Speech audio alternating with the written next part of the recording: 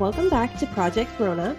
This is a weekly podcast about conquering the phenomenon known as adulthood through hard work, discussion, and most importantly, a lot of laughs. We hope you'll be a part of this project with us. I am Amy, here with my co-host Danielle. Hey guys. And Alex. Hey. So this week, I want to start off our show by highlighting some strong, successful Black women. And I saw this article in People magazine a couple weeks ago, and I was like, oh my gosh, this is so inspiring. It was honestly the most inspiring story in the entire magazine. So I want to highlight Chelsea Fierce, and she went from a homeless teen to a Yale medical student. And here's a little summary from the People magazine. Chelsea was 12 years old, bouncing around from homeless shelters, hotels, and her mother's car. Her mom was battling cancer, which is what sent the family into some financial troubles.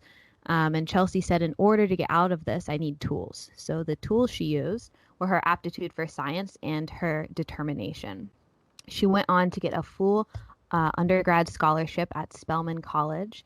And then after that, began attending Yale Medical on a full scholarship for a doctorate and a medical degree in psychiatry. This is what I absolutely love about her. She said, you can't ever let yourself get stuck in the moment. You always have to think about your future and what inspires you. This was just such a heartwarming story. You know, that's what we talk about on this podcast, determination, success, and how to get there.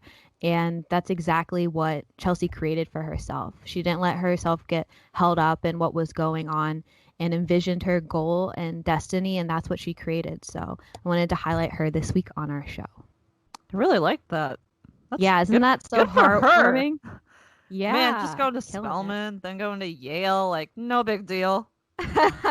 Making waves. To be homeless and, you know, not have that financial backing and to go to really renowned schools that are very expensive, you know, that could be a huge obstacle to overcome. And, you know, science isn't easy. It's not easy to study. It's not easy to pursue. And she did it. So, I mean, that's just, I love her story. So I just wanted to share that with you guys this week. It's definitely inspiring and goes to show hard work is no joke. Mm-hmm. Okay, I'm going to cheat a little bit. I'm choosing the 4 Black teenagers that I interviewed the other day because they were just super smart, had a lot of great things to say. They're going to eventually be the ones to take over someday.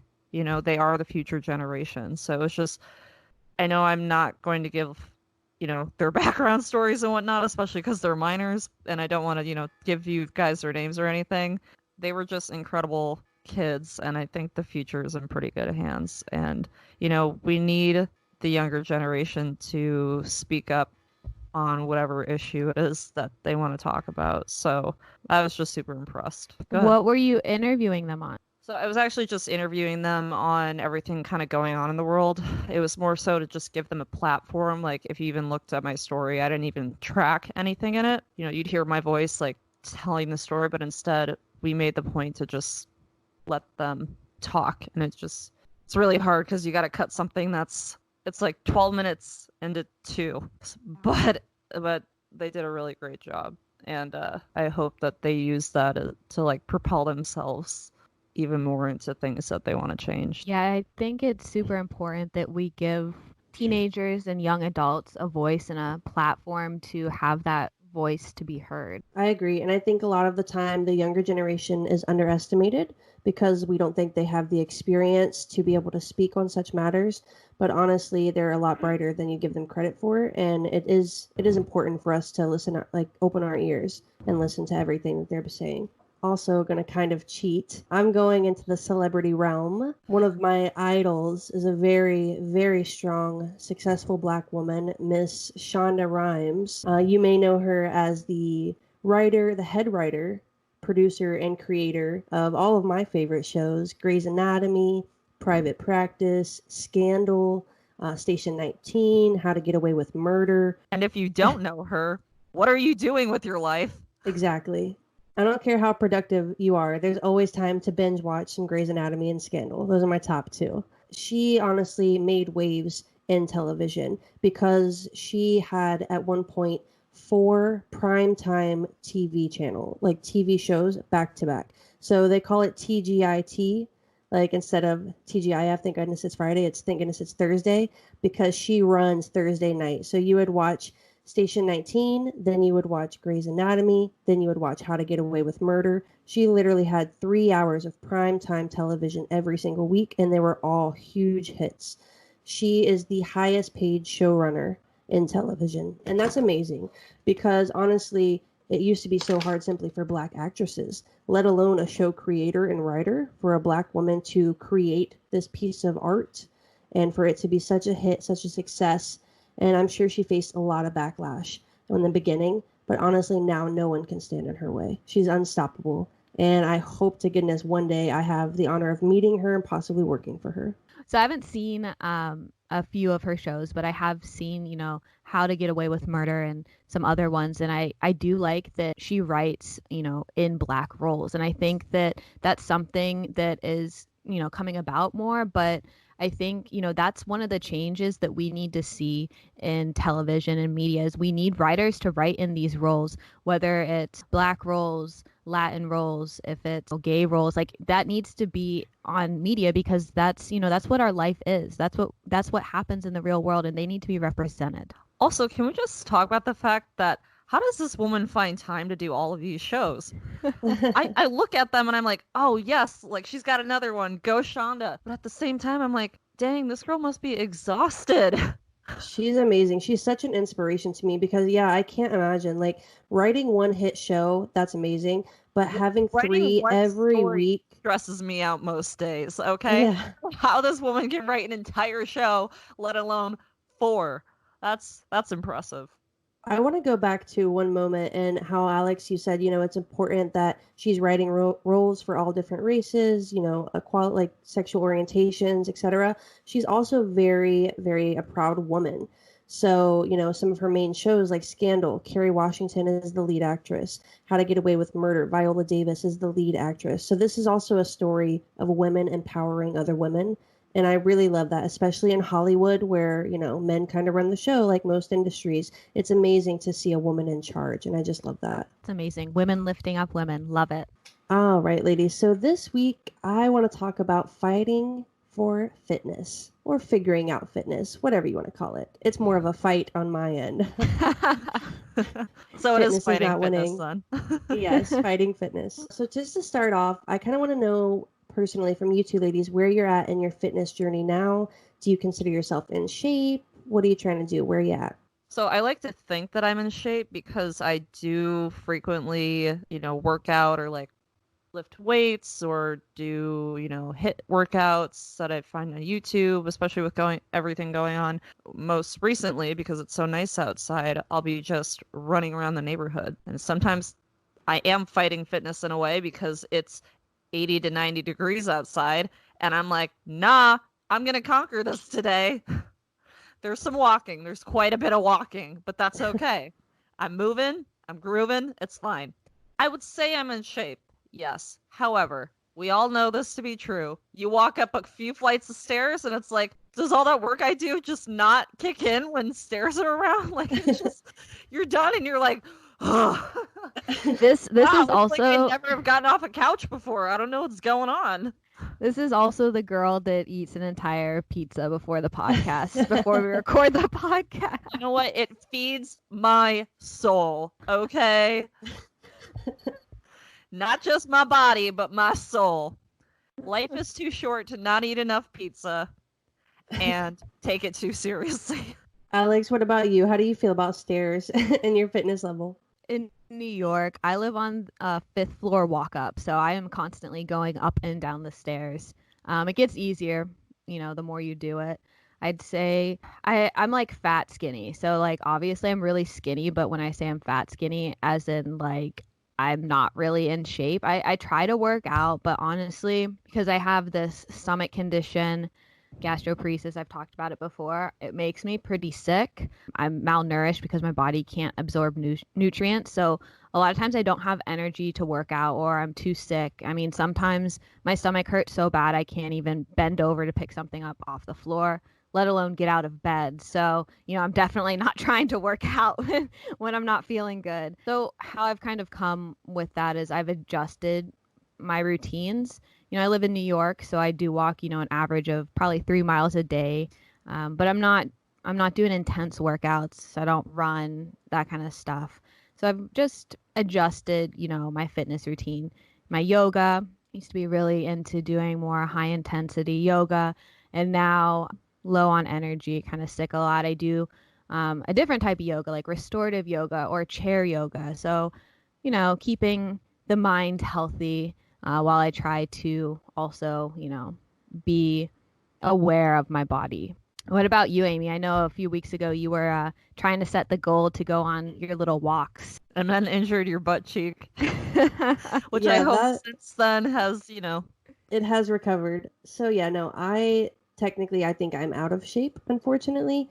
I was good in my younger years, and then college was all right, but then I got desk job after desk job, and laziness kicked in, and metabolism went out the window. So honestly, I'm pretty out of shape now.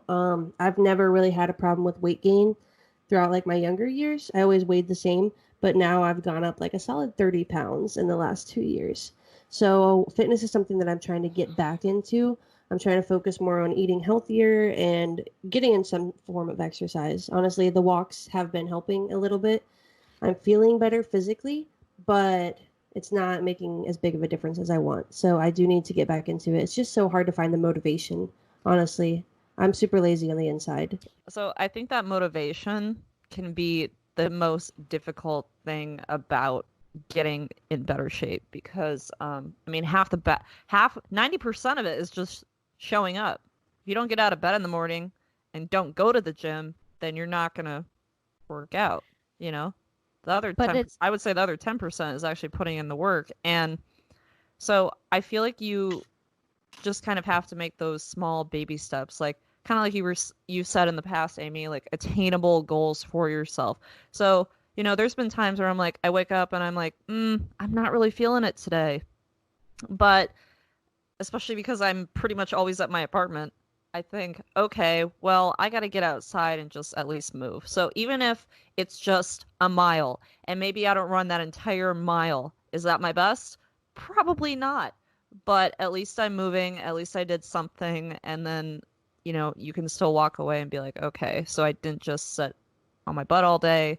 I tried. That's what matters, Can we just talk about how, Danielle, I don't really know if you necessarily work a desk job, but Amy and I work desk jobs. We're sitting at a computer for 8 hours a day in a chair.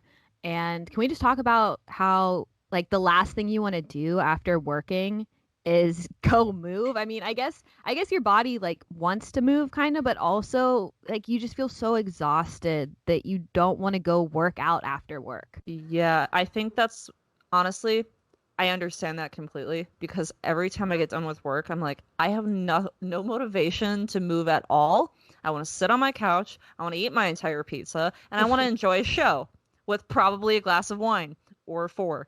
So, that's fine too. But I think the way that I get around that, at least, and I'm sure some other people do, is like I make it the first thing I do in the morning after I get up. Because if I do it in the morning, then I don't talk myself out of it.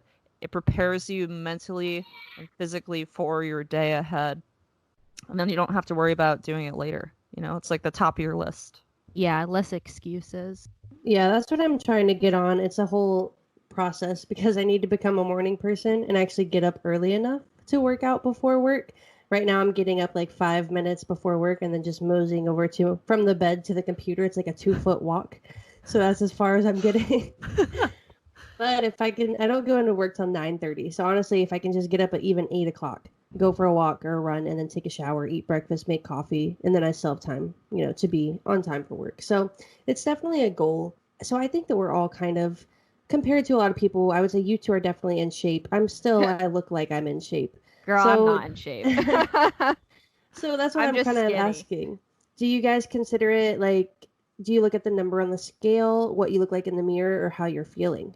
I never look at a scale I try to even avoid it at the doctor's office. Like, I think the next time I go, I'm just going to be like, don't tell me what the number is. Like, is there any way I can just like close my eyes and you cannot say it out loud? Because the thing is, I feel like when you see a number, that's when you start to fit yourself into, oh, I'm not skinny enough, or I'm not big enough, or I'm not this, or this. And it's like, to some extent, like, need to gain some weight or lose some weight or whatever. Your doctor will tell you that. But I think as a woman, sometimes you look at the number and you think, oh crap, you just like go to the worst place. And it's like, but you were fine before that because, especially women, you freak yourself out because you're like, oh, I'm not good enough, essentially. Kind of the downfall or the pitfall, if that's a saying, I'm not sure. But I think with the scale is, you could drink a lot of water, you could eat a big meal, and that's going to add, like 5 pounds to you. So the scale's not always consistent.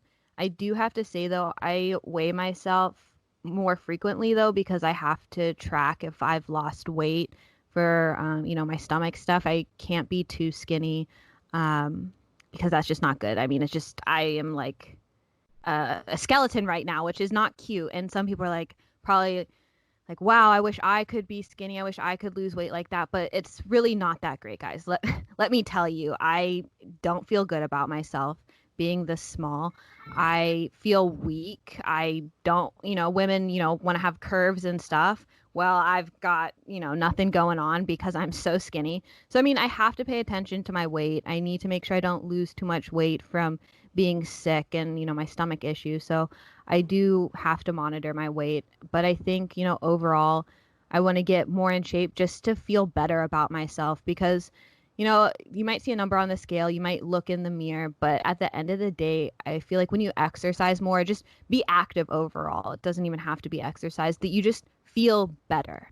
I personally don't look at the number on the scale because I feel like if I do and it's not the same weight I was 4 years ago, which I know is totally unrealistic, then I start to get down on myself. And it's like, okay, just because, I'm whatever this is doesn't mean I'm not exercising, that I don't feel good about myself when I do. Like, I just don't look at the scale because I don't want to be like, oh, I need to lose 20 pounds, because I would rather work out and keep motivating myself to work out because it helps me feel good. And like, I feel like you would notice if you had a significant change too, but I prefer not to look at the scale because I'm just, oh my gosh, it's like the devil. Like, stay away. Danielle, I definitely agree with that. And I think we do tend to compare, like you said, if you don't weigh the same that you did 4 years ago, you're like, oh my God, what happened? I personally, my girlfriend hassles me all the time because I have shirts from when I was like 16 or like jean shorts from 16. I'm like, oh, I'm definitely going to fit back into these. She's like, no, you're not, because you're a completely different woman now. You're not a teenager anymore. And you have to accept that. And that's okay too. Like, we're going to change. We have to accept it. But I think we constantly look back at like old pictures and stuff and we're like, how did this happen? Like, what how was I that thin then, but now I'm like, now I kind of got like a little beer gut. Like, what's going on? So but we have to accept the fact that like our bodies change. It's definitely it's just a process. We're meant to live. It's definitely a process. We grow as we go.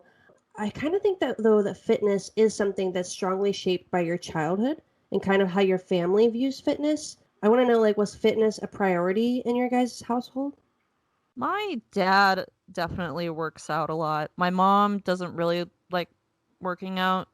For her, it's more like, taking walks with my dog or something like that. So small things.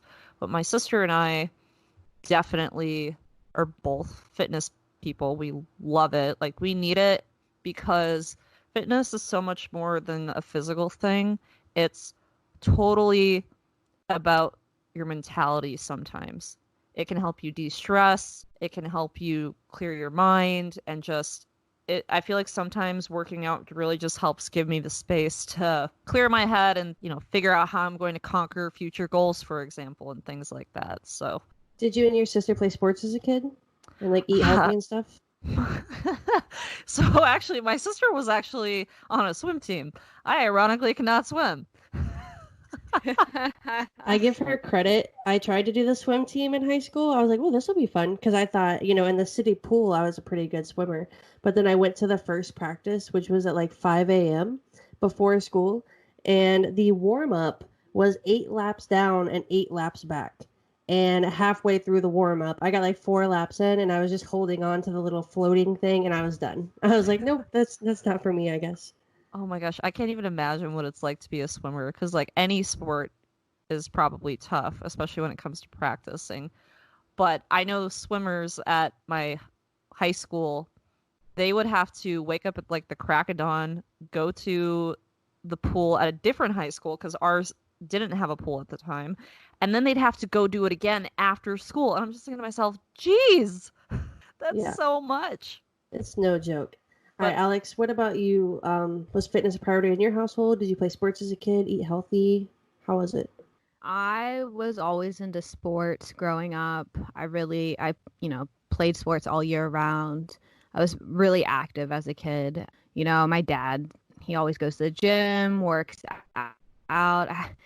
My mom, or Danielle's mom and my mom are sisters. My mom's not really keen on working out. Like Danielle said, maybe she goes on a walk or whatever. My mom was always, very healthy eater. She'd always pack me the worst lunches, man. She was always putting carrots and pretzels in there and like gross stuff kids don't want to eat. And then when my dad would pack me lunch, he'd pack me like mini pies and stuff. I'm like, thank you. that's someone who That's really the cares best. about your mental health. There you go, my mental health exactly. Carrots. That's not gonna do crap. Yeah, and my household fitness was definitely a priority. My dad was always really into the World's Strongest Man competitions, which it's kind of like bodybuilding, but not really. Bodybuilding is more like you take pictures and you have a six pack.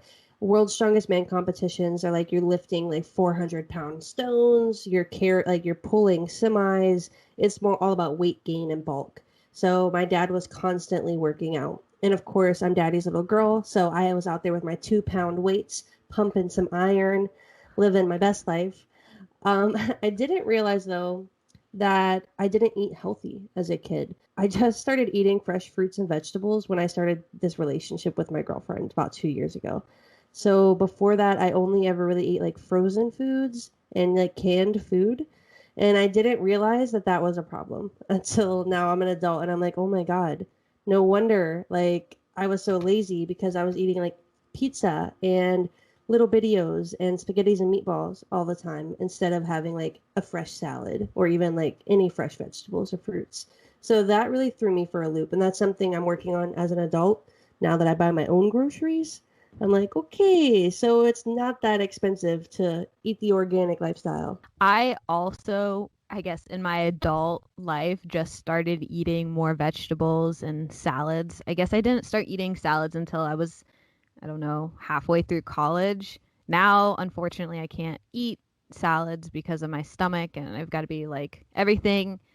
All the fruit and vegetables basically have to be like really cooked down or blended up. So that's unfortunate because I started to enjoy salads, but I'm trying to eat healthy in my own way now. One of the things my stomach can actually process is carbs, so I'm trying not to carb load my entire life with bread and chicken. I also did not really start eating more and more vegetables and really start to like them until I was on my own. I love asparagus Oh, so much. yes. It's so good.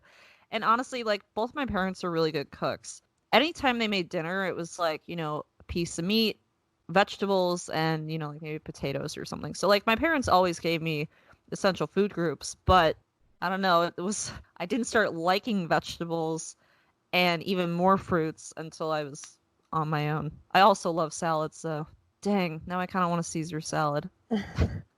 So it seems like we're all kind of eating healthier as adults, which is amazing to hear.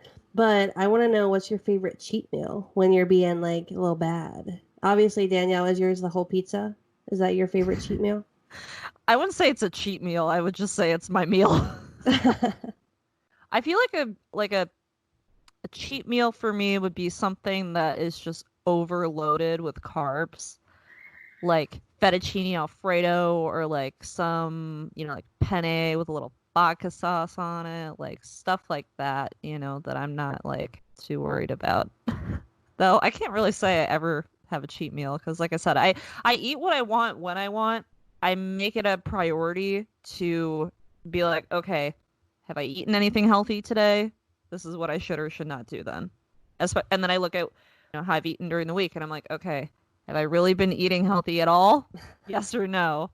And if I haven't, then I'll actually buy more vegetables and like be like, okay, you seriously have to do this. Like, this is for your health. You need to. So, and one of the things I actually did when I moved on my own, I actually stopped buying snacks because I'm such a bad snacker.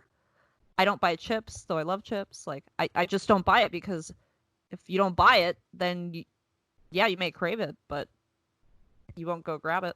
I have to say that my cheat meal is any type of snack. Like Danielle said, now that I've kind of grown up, I don't buy snacks because if I have snacks in the house, I will eat the snacks instead of like actual food. Like for dinner, I will just eat an entire bag of potato chips and not like actual food. So my cheat meal is any snacks and I will crush the whole thing. Like last night, I ate a whole box of crackers. And that was my dinner. Welcome to our family, Amy, where we just eat entire bags of chips and call it dinner. Trust me, I've witnessed Alex down a bag of chips, and I was so amazed because it was like when we first met at college, and she seemed so healthy. She would like get up early, do a little workout, go to class, come back, do another workout, and she just seemed so healthy to me. And then one day we like watched TV together, and she ate an entire like family size bag of potato chips, and I'm like, where is she putting those? Like, there's no way that's inside of her right now. That's too much. I have to say my goal for potato chips eating, like consuming a whole bag, is like a whole family size bag within an hour. That's my accomplishment, my greatest accomplishment in life. I don't know whether to be proud of you because, we're the potato chip butt family, or if I'm genuinely concerned that you want to eat an entire bag of chips in an hour. That's nuts. I don't do that now as much. Because I'll get, pretty sick from it. But yeah, that's my greatest accomplishment in life. Everyone has to have goals. Amy, what's your cheat meal? I honestly like it cheap and dirty with some good old McDonald's. I hate that I love it so much, but literally my girlfriend will like take me out. She's like, okay, we can eat anywhere you want to eat, Amy. Where do you want to go? And then I'm like, ooh, I want a Big Mac because I never get it. She doesn't allow me to have those things. So whenever I can cheat, I go and grab me some McDonald's. I see Alex's Mickey D's coffee right there. Yeah, you mean the entire cup of liquid sugar and some brown water in it? Basically. It does the trick though. I'm actually addicted to this right now because it's got so much sugar. It tastes so good every morning now. I'm like, damn, I need to just go to McDonald's and get my coffee. Those add up though. They do. It's so much sugar, but it's so good. So I found a really good quote actually that I loved, and it said, fitness is like a relationship. You cannot cheat and expect it to work. And I was like, oh, wow, they told me because I stay cheating. Not in the relationship, just to be clear, only in my dieting. But also, so we call it a cheat meal. And Danielle, you said you don't like to call it a cheat meal because, you're going to eat what you want. But I think like a lot of women especially, and guys too, we do call it a cheat meal. And is that because like, are we in a constant state of dieting? I feel like there's always a new diet. Everyone's always like, oh, well, I'm dieting. I'm on this diet or that diet. So I'm going to go have my cheat meal. And then we just make ourselves feel guilty. I feel like that can't be good for our mental health, right? No, I don't think it is because I think if you're so focused on counting calories and doing that type of a thing, and again, this is all just my opinion. I understand that works for some people. Personally, in my experience, doing that sort of a thing is just not mentally sound. It gets frustrating. I've seen some friends do it who were just like, I'm starving, like, those kinds of things. And realistically, you burn and consume so many calories in one day So as long as you're not going too crazy, I think you'll be okay for the most part. But again, so kind of going back to what you were saying though, Amy, I don't do any sort of diet. I just don't. But what I do is I make small changes. So I'm not somebody who drinks a lot of milk, for example. So I made the change to almond milk. And I'm like, okay, well, why can't I cook with this too? Because not only does it last longer, but on top of that, it's really good in cereal. Like you can cook with it. You can get the unsweetened kind. So there's a little bit of a difference, but you don't even notice it when you cook it into things. Like just small changes like that. I got butter that like non-dairy butter, but like it's actually very good. They just make it out of like oils. Like there's one that's made out of like extra virgin olive oil and it's still as good, So there's different things you can do. Like I will not cut out cheese. I like cheese too much. I've tried the vegan cheese. It's crap. I'm sorry if anybody likes it. I just don't like it, but I think if you can make small changes like that, then overall then maybe someday you can add in some more changes or cut some more stuff out. But I think you got to start small if you do want to change the way you eat, because you can't just do it overnight. You can't just cut out some stuff and expect your body not to crave it. I think that's a really good point, Danielle. I think small changes is the best way to go. Some people are really drastic with it, though. Like there are some things, with fasting, juicing. I know, Alex, you did the gallon water challenge. That's like a thing too, which I totally get doing it for 7 days as an experiment. But can you imagine, like a lot of people try to do that every single day forever because they think that's what their body takes. But it just seems so drastic to me. Yeah, so what I learned from the gallon water challenge that I did as kind of an experiment, I was super dehydrated. I'm chronically dehydrated because of, my stomach condition, which is an overarching theme in my life, unfortunately. So I thought, let me try this out. This will be great for me, for my skin, all this kind of stuff that I need. And what I learned from it is, one, you can drink too much water. It's called overhydration, and it can make you extremely sick. Second thing I learned is everyone's different. They say drink this many ounces of water a day, or this much, or this, a gallon should be drank a day. But honestly, every person is different. And a gallon of water is way too much for me. Now, maybe a gallon of water is what someone else needs, So everyone's different. And I think that kind of goes back into the workouts, the eating, everyone's different. And we need to give our body what it needs, but we also need to not beat ourselves up if we don't do that. Exactly. It's the same thing when you go to a workout class and the instructor always says, listen to your body. Your body will tell you what it needs and what it doesn't need. So the more you listen to it, I think the better off you'll be. I had something like that. I never really paid attention to that, Danielle, when people say listen to your body, until my girlfriend kind of pointed out to me at one point. Like one day I was randomly craving raw onions, which I'm not even into onions like that. So to me, it was really weird. But for like 2 or 3 days, I was like, wow, for some reason, I just really want some raw onions. Like, and did you want to put it on something? Or no, I just wanted to eat them by themselves. Like I just wanted that taste in my mouth. And she's like, it's because your body's missing something. There's something in onions that you need right now. And your body's like craving it and you need it for a reason. And now, so every time I have something like that, a craving like that, I'll go and get it. Obviously, if I'm craving hot wings, it's different. But I do try to pay more attention to my body. I also did the juicing / smoothie unconventional fitness and health techniques. I did that for 10 days for a detox. When I was really sick about a year and a half ago, to see, it's supposed to like restart your system. Yeah. So I did that, and some people do it for weight loss. I did it for detoxing and restarting my system and, trying to be healthy. And that was interesting. My body, it was so hard to only drink liquid stuff.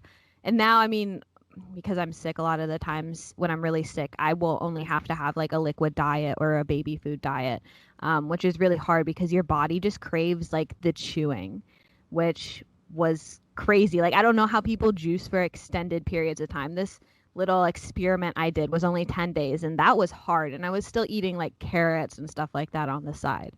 When you have to get your wisdom teeth out, they don't let you eat solids for a little bit. And I could barely handle that. I was like, please just give me a cheeseburger. I don't want another milkshake.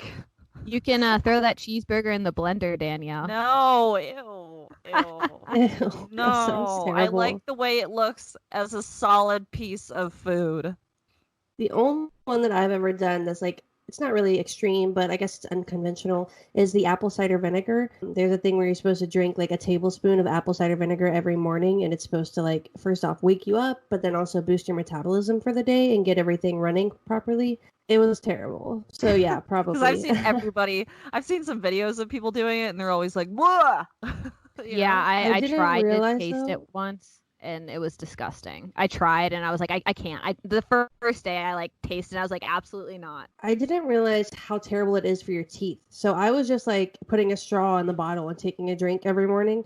And that straight vinegar on your teeth is terrible for your enamel. So I cut that and now I just cook with it a lot to try. I put it in vegetables. Obviously, you said asparagus. I love it with some asparagus. I love it with Brussels sprouts and mushrooms or spinach. I'll just add a little dash of apple cider vinegar and call it a day. Amy, I think you can actually do apple cider vinegar pills as well. Because I want Yeah. to say that some people do take those, so that way they don't have to, suffer in the morning like. But Yeah, that is definitely a thing now. So I want to go over, the big picture of this episode is kind of discussing self-image, how we feel about ourselves, the baby steps we're making, but then also how society makes us feel about our bodies. So I feel like that's a big problem, especially with television, magazines. Obviously we've mentioned that, especially for women, that you're supposed to look a certain type of way and you're supposed to stay in shape. And the minute you fall outside of that cute, curvy look, it's a problem and people shame you for it. First of all, that's so unfair because your body image should only matter to you. Unfortunately, that's not the case because as human beings, we judge one another. However, just remember that your own self-image is the most important. Do not listen to what other people have to say. Everybody is going through something. Everybody gets self-conscious. I don't care if they're the most confident person in the room. They get insecure about something. It's just how it is. So if somebody says something to you, then stand up for yourself, walk away, try to keep your head held high, and remember that the small things you do, they may not see, but that's okay because you're taking steps to feel good for you. You don't have to work out for anybody. Do it because it's something that helps you feel better, no matter in what capacity that may be. Amen. Amen. And Amy, one thing you mentioned is, curves are in, and if you fit into that curvy image, that's great. But as soon as you gain like a little bit of weight and you kind of fall out of that, then you're shamed. One thing I've noticed, because I am a bit uncomfortable with how skinny I am, clearly, I've mentioned it a few times. I think it goes the other way too. As soon as you fall out of that curvy and you're too skinny, then you get shamed for that. And one thing like I saw on Instagram last week that kind of bothered me is this woman, she was bigger and she was embracing her curves and really just owning it and, saying like, I'm bigger, but that's okay. And I'm confident with who I am and all this stuff. But then she went on to shame people for being skinny. And I'm like, well, that's the same thing. Like, skinny shaming is also a thing, like fat shaming. And like, obviously, I'm just kind of taking this as a perspective from how I experience what I see because I am really skinny. I mean, you guys haven't seen me in person for a while. So that's also hard to deal with. That's something that's, in the back of my mind. And, the grass isn't always greener on the other side, So that's just what I'm saying. There's a lot of issues that come with being small. And Alex, I've definitely heard that before. Another friend of mine, actually, one of my lifelong friends, she's also very small and she's always been trying to put on weight her whole life. But in high school, she got a lot of crap because everyone would literally tell her, like, oh, you need to eat a cheeseburger or give this girl some pizza or something like that. And it hurt her soul because it's not that she wasn't trying. She would eat everything under the sun, but her body, she just didn't gain weight. and everyone would constantly like, oh, you look so good, like I wish I looked like you. But in her mind, she was unhealthy, like physically she didn't feel good, and it's not for a lack of trying. So I think that you're both right. We need to definitely not judge others, because you don't know what someone's going through, whether they're too skinny for your liking or too big for your liking. Whatever, it's not up to you. Let them live their lives. As long as you're being healthy or trying your best to be healthy, I think the size doesn't matter. So I'm going to end it with one small, like realistic lifestyle change that each of us can make if you feel the need to start making yourself a little bit healthier. I personally have got to cut out the soda. I had limited myself mean pop. previously. Yeah, well, I try to be fancy. Come but on, yeah. you're from Where- Ohio, Where girl. I'm Say from pop. is pop. Where I'm from is pop. But I get a lot of crap for saying pop, just so you know. It's pop. Though. It is pop, for real. It's been pop, always going to be pop. But I had myself limited to one soda a day, and that was working better for me. But now I'm like back to like 3 sodas a day, and it's terrible. And I get the large too, so it's not good. So one thing that I absolutely need to do is, because I'm so malnourished and nutrient deficient, because my body just won't absorb any nutrients or vitamins from the food I eat, is I need to take vitamins. I really need to get my vitamins and my like basic health line in check.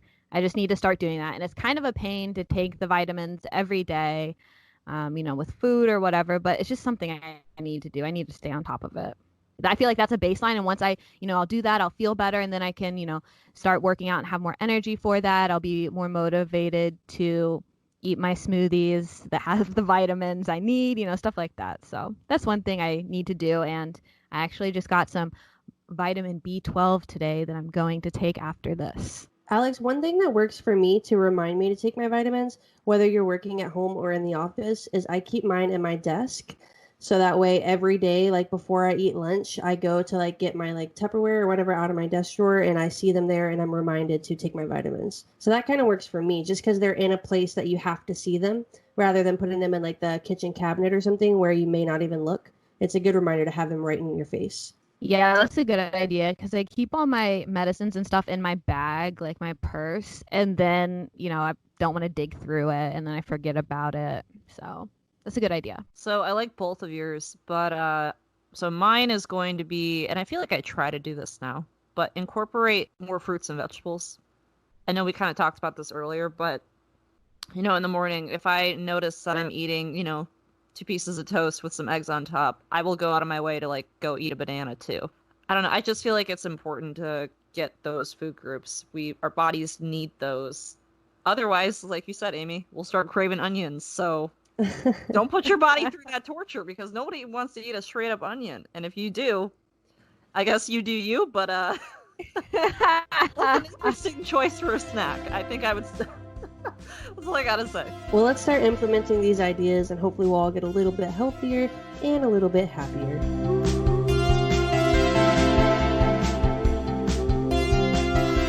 All right, to wrap up, we want to make sure to slay that Q&A. This is where we answer listeners' questions that were sent to our inbox on Instagram, Twitter, and Facebook. Be sure to send a question at ProjGrownUp. That's at PROJ Grownup. First question, very relevant to the episode. Which exercise do you ladies hate the most? Push-ups, hands down. Didn't even have to think about it. That stuff is so hard. So hard. I would rather do a plank than a push-up. Ooh, planks are good. Probably running right now. I used to run a lot before. I did, half marathons and running competitions. I even like qualified to go national for this running thing. But now I haven't run in, I don't know, a while. Last time I ran, I was walking the dog and then it started downpouring, so I had to run, and that was painful. That was painful, and I was like, never again. So I'm going to go with running. I am also going to say running, but unlike Alex, I've never liked running. I used to try to run with my dad when I was younger. It was terrible. I remember doing the mile in high school. That was terrible. When I just recently did obviously I was trying to walk for a day and I had to run a couple of times because I ran out of time. That was terrible. Like running is just not good for me. I hurt my knees, it hurts my ankles, my back, I get cramps. It's just not for me. I think I just need to get like a bicycle or something. I running is no. It's a negative. So this one was sent in by Taylor L. What are you currently watching and or reading? I actually, right before this podcast, was watching Dear White People on Netflix. Ooh, good show. It's actually a pretty good show. I saw the movie. I didn't know if I was like a big fan of the movie, but the TV show is really good. And you learn a lot just by watching it too. So I that's sort of what I'm watching right now. Dead to Me, hilarious on Netflix. Yes. Kids, Yes. don't watch it if a parent does not let you. And then I would say reading. So I got a few books. So which one do I see first? I got like a whole list, guys. Okay, so this isn't the life I ordered. Setting sail when your relationship fails. And this is like, I just started it, but our aunt got it for me when I was looking for a job. And they're kind of like books that just help you see life in a different light, like in a positive way. What about you guys? What are you watching or reading? I'm intrigued. I need some more stuff to watch. So. Well, we just got HBO Max, so I'm actually binge watching all of the Big Bang Theory right now. I've always loved this show, but I only ever catch like reruns on TV. So finally I can binge watch the whole thing. And I just got my girlfriend watching Game of Thrones, thank goodness. And then Finally. right, finally. It's about time. And then I'm about to start Sex in the City because I feel like that is going to be right up my alley. Everything I love in one TV show. So I'm super hyped for that. Currently reading this book called Uprooted. It's more of like a magical mystery kind of novel, which unfortunately I'm not really that into. I was trying to push through it because a friend did gift it to me, but I've realized like I read a lot. Well, not a lot, but like 25 books a year. So I've always been super strict saying, you have to read all the classics. If you start a book, you have to finish the book. This past year, I've decided, screw that. I'm never going to have time to read all of the books in the world. So if I'm not loving it, I'm going to put it down. So I'm going to give this one maybe like 20 or 30 more pages, and I might give up on it. Sorry. Recently, I would have to say Little Fires Everywhere. I watched that. Highly, highly recommend. Really, really good. It's based off a book. I haven't read the book. And then also, have you guys seen Dave? No, but I've I heard was of trying to it. get Danielle to watch. It's so funny. Oh my gosh. It's wildly inappropriate. So kids don't watch it. But it's pretty funny. It's about this Jewish rapper that he's like trying to make it big in LA. And it's so funny. There's a lot of like big names that come on, famous people. Justin Bieber's on, Kourtney Kardashian. She makes an appearance. So that's funny. I just finished that yesterday. And then at the beginning of quarantine, I started reading Left to Tell. I finished it. Highly recommend. It's about a Rwandan Holocaust survivor, and it's a true story. And she was trapped in a hidden bathroom with 6 other women. And I mean, this bathroom was tiny, tiny. They couldn't flush the toilet. They couldn't take showers. They barely ate. And it's about her struggle through that. She lost her family and how she, triumphed over that and how she shares her stories. Now, I actually heard her talk live at Ohio Wesleyan and I read her book. She's just so inspirational. I read that at the beginning of quarantine and I was like, if she can survive 3 months in a tiny bathroom, then I can do quarantine no problem in my house. That's Sounds awesome. like That a really great- interesting read. Yeah. It's so good. It's a real page turner. It's pretty short, so you can get through. I finished it in like 2 days, so highly recommend. There always seems to be a question about food that comes into play. All right, this one comes from Amy because she said she wanted to submit her own question this week, which is fair. So she said, cake or pie? You can only choose one for the rest of your life, and cheesecake counts as pie. Ooh. Yeah, I'm going to go cheesecake. That sounds delicious. Cheesecake So- is freaking So bomb. pie in general. Yeah, I'm a pie person for sure. I love a good fruit pie. My favorite fruit pie is bumbleberry pie. It's like a mix of blackberries, blueberries, strawberries, probably some other type of berry. So good. I also do love cheesecake, so I'm pie all day, all the way. Ooh, Alex, that sounds amazing. I'm gonna have to try to bake one of those. That sounds so good. I never So good. considered mixing all the fruits in there. I'm also obviously pie, hence me making this question. I figured it's my episode. I'm putting my own question in there. I'm pie all day. The only cake that I really am obsessed with is tres leches cake, which I just recently discovered dating a Hispanic woman, obviously. It's an amazing cake. It's like with milk, so it's really creamy and delicious and yum. But pie. I love chocolate, chocolate pudding pie. I love apple pie, cherry pie.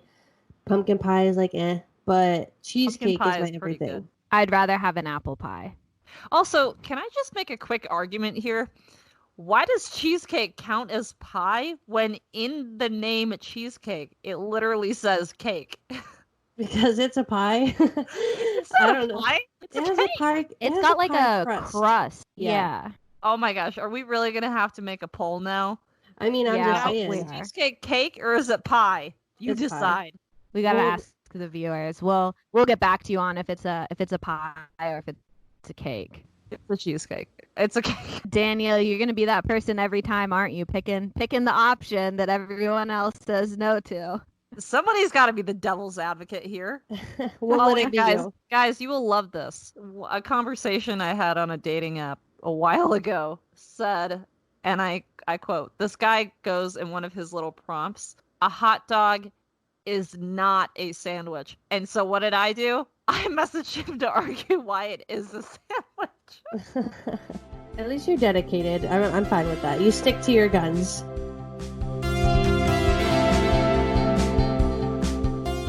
All right, we're going to wrap up this episode with some words to live by. This quote is by Jim Rohn.